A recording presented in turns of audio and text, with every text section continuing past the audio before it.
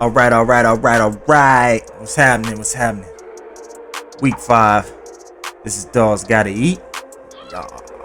This is for the day ones, Day one, top dogs. You know what it is. From the fans' perspective, Just wanted to give you guys a quick rundown of where I'm at on this week's game.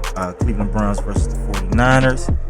If you like my vibes, you like where we at, and you a day one, click the subscribe down below. Alright, so check.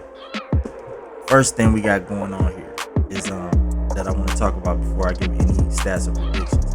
Is I want to talk about the house actually, ironically, how stats can be deceiving. So a lot of people, I've seen a lot of predictions. A lot of people have the 49ers to win by a large margin. I don't believe the large margin, but I do believe that they are getting the things together. Kyle Shanahan is one of the best offensive minds in football right now. He's doing a great job, I'm familiar with this because he also used to be the offensive coordinator for the Browns, as some of you guys know, under Mike Pettin. So I got to I know his style. And he's one of the greatest offensive minds because he has a lot of plays that are like double movement plays. So his options are set up depending on what happens with the defense, and to have two different looks in most of his plays.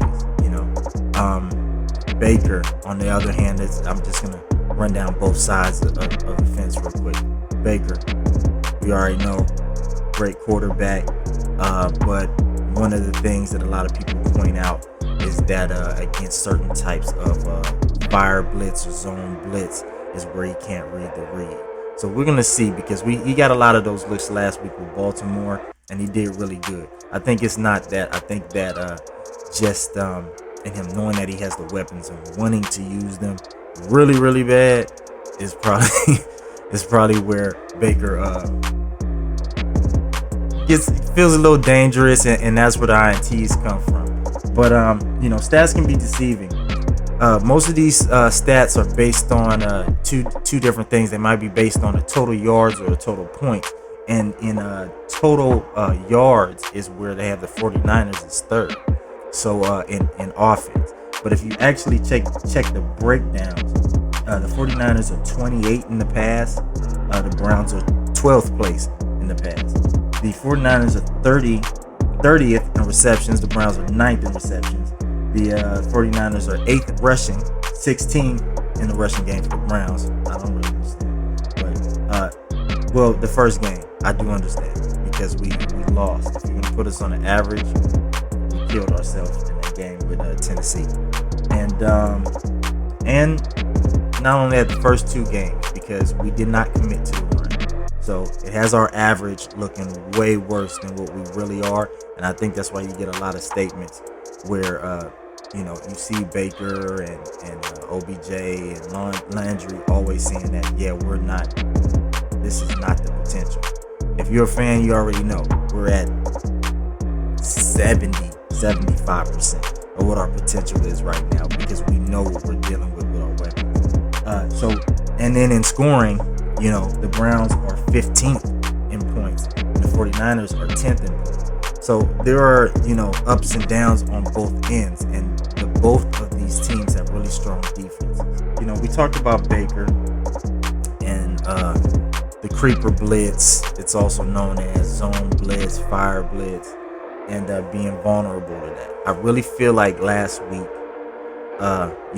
we got some of that, but the focus was mainly on OBJ. And if they continue to focus on OBJ in certain ways, they're going to lose, which I doubt is what's going to happen this week. You're probably going to see a lot of different kind of reads to confuse Baker. But at the same time, the 49ers front four, they're going to have to hold Chubb under 100 if they want to win. Point blank period. Whenever Chubb gets over 100 and our rushing game gets rolling like that, it's all open for them. They have a lot of weapons that can't be marked, and once you start to focus too much on one, Baker will kill you with the other one. So Also in light of the things you hear OBJ and different people say this week, you can see how everybody's on board mentally versus before. And when you make these kind of sacrifices with the team, that's when it's really team, because you're willing to take that loss so your team can get the W. So that's another thing that we're seeing on the Browns upside. You're also seeing a return of some guys that have not been in the lineup. I think Burnett's coming back, as well as Callaway is off suspension. It's looking really good. More receivers are getting added. We're starting to get our O-line situation together. I really like how on the 49ers side, the running game, Breida, Mostert, really nice 1-2 punch with the running game that I'm really impressed with, and they're doing it evenly and they're knocking them down. Kittle, great weapon as well. Kittle is like what I think is one of the biggest surprise weapons. Great tight end, and Jimmy's doing this thing. But, on the defensive side of things, I think that the Browns are proving a little more that they're more consistent with it. And this is where I'm going to tell you why. 49ers have a great front four. You also have Richard Sherman back there and a couple more guys that do the job.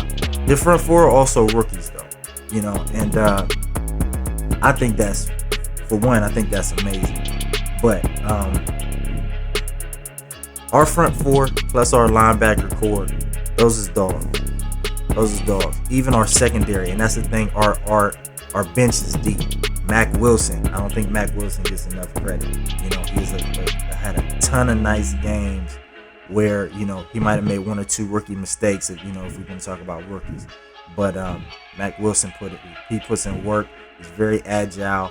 He can watch the tight end or a receiver coming off and into the slot and get that pick. So that's another problem that Garoppolo needs to look out for, are the linebackers, because they're very elusive and they will get that pick. Yeah. And last but not least, these turnovers. The Steelers game was looking like an old NFL football follies. I have no clue of what was going on in that whole entire game.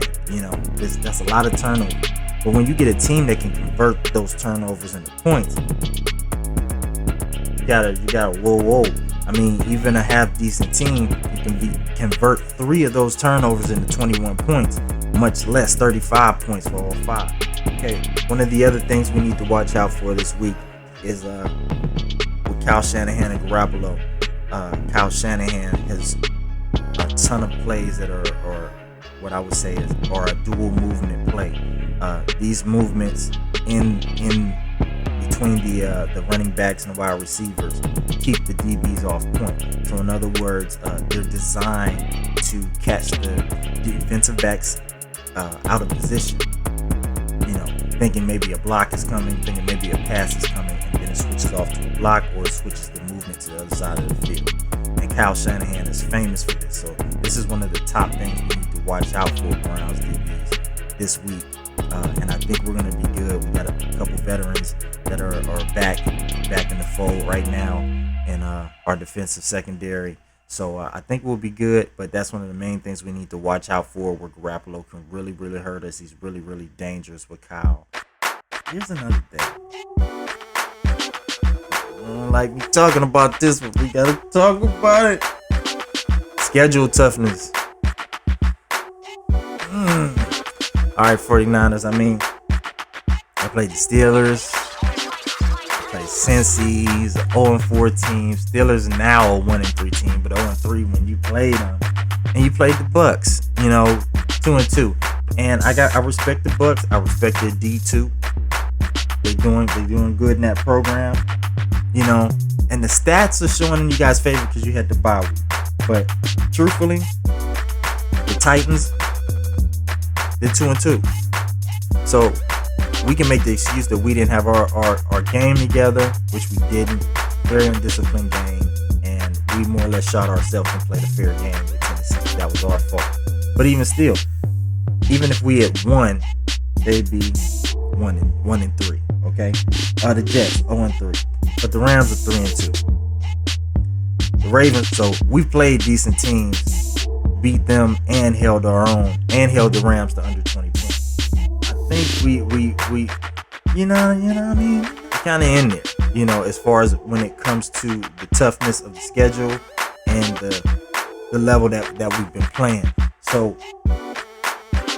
this is, to me, in every simulation I've seen and different things, I think this is going to be a close game, and I think it's going to be within a touchdown. Honestly, I'll say the Browns +4. That's kind of where I'm at right now. New weapons in their favor. A lot of things that they've been correcting in the last couple games, and a lot of things that have been changing. I would have to give it to them.